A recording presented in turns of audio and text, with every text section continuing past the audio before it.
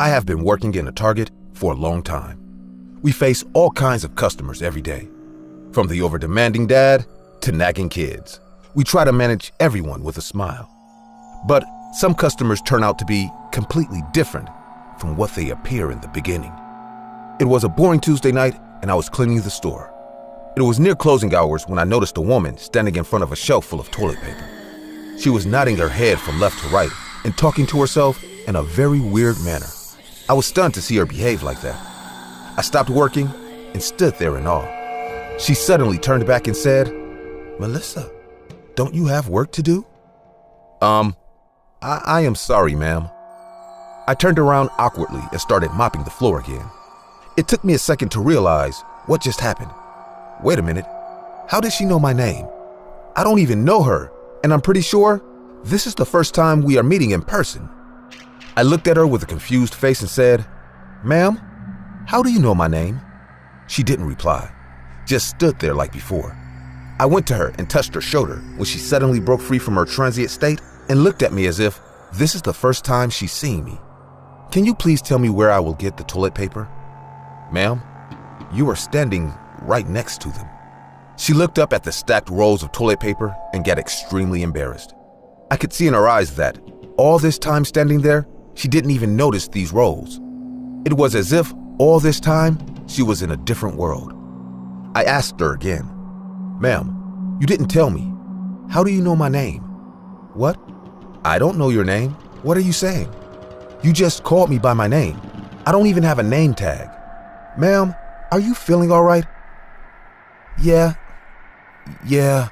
I'm just going to finish shopping and go home. I am sorry if I startled you." The woman grabbed some toilet rolls and threw them in her cart. I could tell from her body language that she is aware of her weirdness, and she is trying to hide something at the same time. As soon as she went out of my sight, I felt the urge to keep an eye on her. I secretly followed her. She walked past the hardware section and went to the clothing department.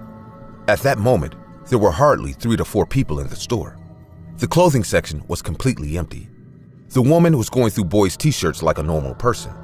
I started organizing the shelves nearby and observed her with the corner of my eye. 3 minutes went by and she didn't do anything weird like before. I kind of lost my interest, thinking it was all just a coincidence. I might have taken 5 to 6 steps when I heard a chuckle. As I looked back, I met with a disgusting sight. She was pulling her own hair and chewing it like crazy. The way she was eating her own strands of hair made me shudder in disgust. Saliva was drooling from her mouth and her eyes were moving around like crazy. I couldn't wait and watch her going on like this. I rushed to the counter and called my coworker explaining this emergency situation. By the time I reached near the counter, I saw other customers leaving and Paul locking the main entrance. "Don't! There's someone in here!" "What? Tell them we are past closing hours." "No, you are not getting it. There's something very wrong with her. You need to come with me." The usual routine was to lock the main entrance after 10 p.m. and leave for home using the back door. Paul and I have worked many shifts together, and we were the ones who left the store last. I escorted him to the clothing section where I saw the woman last time. There was no one else in the store, and Paul was getting anxious to leave as well. "What is it, Melissa? There's no one here." "No, I just saw her right here.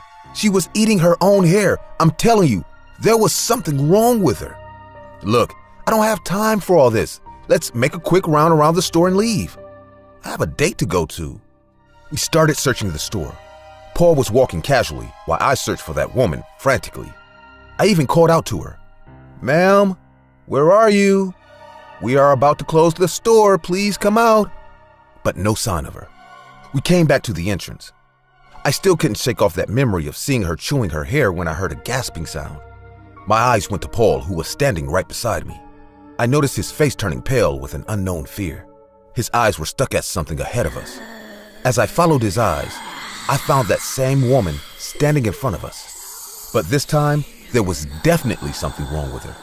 Her eyes were turned inside her head, revealing the white area. It was so scary for that moment, it felt like she had no eyeballs. She was breathing heavily while making a groaning sound. I whispered to Paul in a low voice, "She's the one I was talking about." Paul took a step ahead and said in a fumbling voice, Ma'am, are you all right?" Should we call for an ambulance? She didn't reply and then smiled at us in the eeriest way possible. I took up my phone and started dialing paramedics because it was clear by then that this woman is not in the best shape. I was about to make the call when the woman started to choke. She was choking on the air and gagging in pain. It was as if something is stuck in her throat. Her gags soon transformed into horrible coughing, and Paul and I just stood there cluelessly. We had no idea what was happening to her, and we were so much taken aback by this terrible sight that we forgot to act on it. She slowly crouched down on the floor while coughing and gagging. "Oh my God, she's about to vomit," Paul said in disgust. But what happened afterwards, none of us expected to see. The woman shoved her index finger inside her mouth and started to pull something out of her throat. It was a freaky, scary sight to watch.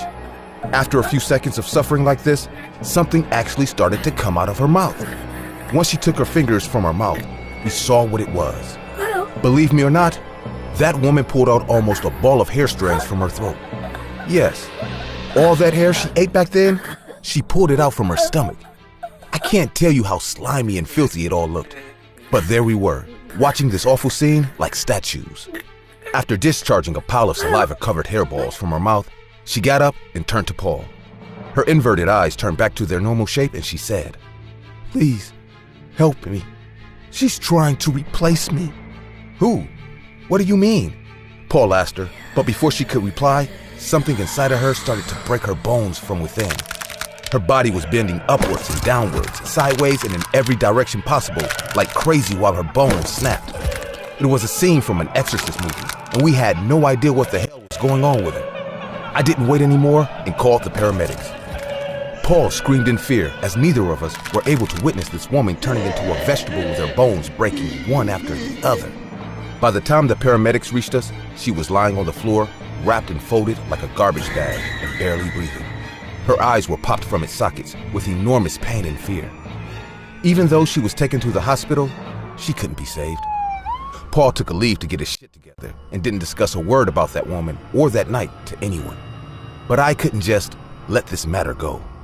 A few days later, I went to the hospital she was being taken to and asked the nurse about her.